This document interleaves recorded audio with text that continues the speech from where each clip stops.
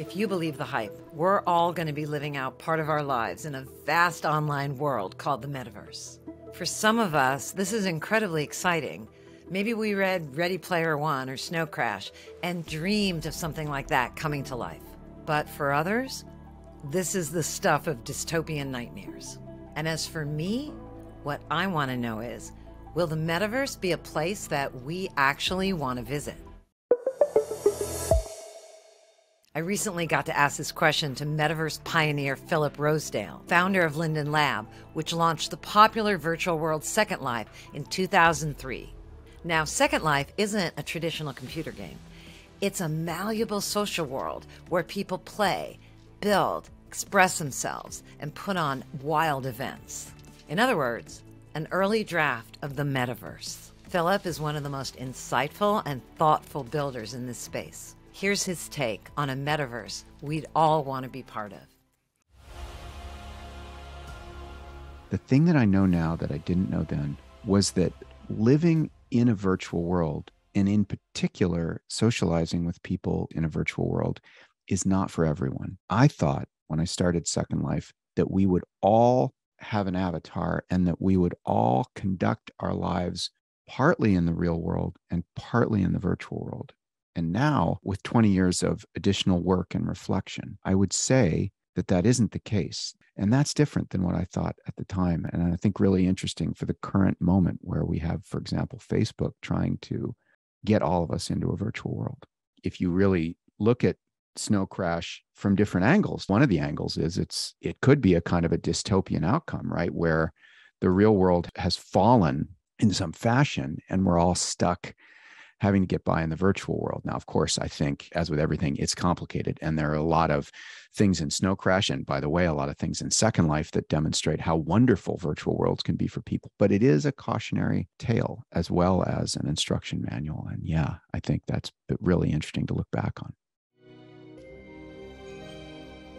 In late 2019, I had enough information to finally realize something with certainty. Number one, the nonverbal information that was conveyed by a person wearing a VR headset was not good enough for the average person to be willing to communicate with a stranger as an avatar. So they didn't get enough of a feel for the nonverbal information. We did and do at High Fidelity the audio very much well enough. It basically allows you to have a group conversation where everybody can talk at the same time because you hear people's voices coming from exactly the point in space where they are or where their avatar is.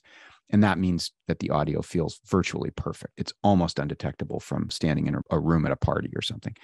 But what we realized was that the nonverbal cues were insufficient for normal people to be willing to use avatars to communicate, even wearing these devices. The second thing I realized was that different people, and in particular different genders, had a very different willingness to wear an Oculus Rift. And of course, that meant we would have a very unevenly distributed population in this new virtual world for those wearing headsets. And that, in my opinion, was fatal. That we as a company, even though we were very well financed, we had 100 people working on this, we realized that even with the amount of financing and support and momentum we had, that the Oculus Rift was not going to create a diverse population of people for a social world to exist. And therefore, we basically wound down all our VR work and focused entirely on spatial audio. Are you enjoying this video? Do me a favor, give it a like, and be sure to subscribe and hit that bell if you don't want to miss a thing. And it was amazing because I had that kind of Titanic moment where my whole team was like, Philip, you're the person who's leading the charge on this, and you believe in this stuff and you believe in virtual worlds, which I do. And I said, you know what? We're still not going to make it. We wouldn't be able to get the kind of rich social experience which Second Life has and is so compelling. The thing that I realized, which is so psychologically interesting, is basically that your willingness to wear an Oculus Rift in a room that might have other people in it is proportional to the degree to which you feel safe blindfolded. And if you don't feel safe blindfolded, you're not going to put an Oculus Rift on. And you know what? None of us feel safe blindfolded where there might be other people around, but some of us feel a lot less safe than others. And when I realized that, I was just like head in hands, like we're completely screwed here. There's an inclusivity factor that's subtle, and you just know it once you've seen something like Second Life. There's a gender factor there that it's just vital to be completely inclusive. It's a little bit like how, I guess, the first wave of the internet was, where mostly, for the most part, everybody could get on the internet. And that was part of what was amazing about it. It wasn't discriminating much. And then as smartphones came around, even less so. We could all get on this thing together and do whatever we could do on it. And I guess what I learned was that for a really compelling virtual world to exist, the same condition basically has to be met. It's got to be accessible by everybody. Second Life was pretty much accessible by everybody. Now it's even more so because everybody's computers will run it, where historically they wouldn't. But I think it's just absolutely vital that you have that high level of inclusion. I often say that the metaverse is two different ideas, and you can pick them and mix them however you want, and they're pretty separable. And people can mean one of the two when they say the word. The first one is 2D to 3D. Yep, it is true all the way since when I started Second Life that we've been playing around with different things that we might want to move from 2D to 3D. We might want to move, say, something as abstract as like shopping. There are probably some kinds of shopping that are better to do in 3D than 2D. Certainly not all of them. If you're reordering groceries, not the latter. But the 2D to 3D is thing number one about the metaverse. But thing number two, which is the most important one, is lonely to live.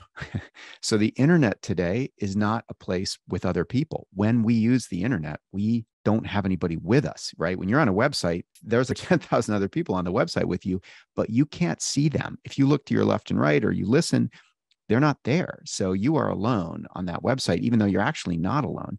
And I think the more important idea in the metaverse is, hey, what if we started not being alone when we were on websites? What would that be like? That doesn't have to involve 3D. It doesn't have to involve video or even audio. We don't know exactly what that means, but I think that the movement toward what we need to do to get us all together on the internet is, in my opinion, the more important and complicated and fraught and dangerous and opportunistic piece of the metaverse idea. The sense that you're in the same place with someone else and you're both sharing the same environment, as we both know, is a very powerful, positive influence on people's interaction. And in fact, one of the problems we have with Zoom right now is that although we can see each other's faces, which is great, we are also seeing that we're both in two different rooms, and that makes us feel away from each other. And then by comparison, something like Second Life or there.com, those are environments in which you see your avatar in the same space with somebody else, and that makes you more respectful, more civil, more connected to them. We are deeply social creatures. We are only functional because of social connections with others, right? We're soft and squishy. We've evolved away from our claws, and we've evolved to have a light colored part around the edges of our eyes, which allows us to signal with our eyes to each other. Even over Zoom right now, we have an exquisite ability to see each other's gaze direction. And that is all speaks to what interdependent and social animals we are. And I think that there's hope in that, because we always use communication channels to establish and reestablish social bonds that are critical to our survival. And the good news there is that means we're basically good to each other. When you meet your neighbors, 90% of the time, what you're trying to do is reinvigorate that social connection you have with them, because you might need them at some point. It's 10% of the time that you're complaining at them about parking in front of your driveway. So I think there's hope in that. I had so much fun hanging out with Philip and hearing his take on the metaverse. My big takeaway? Philip knows what ultimately matters is deep human connection. And he learned painfully that our current technology isn't sufficient to support nonverbal communication. Want to learn more and get access to VIP experts like Philip and free downloadable cheat sheets? Join our learning community. Go to gschool.io and sign up for free. Let's get smarter together. I'll see you in the next video.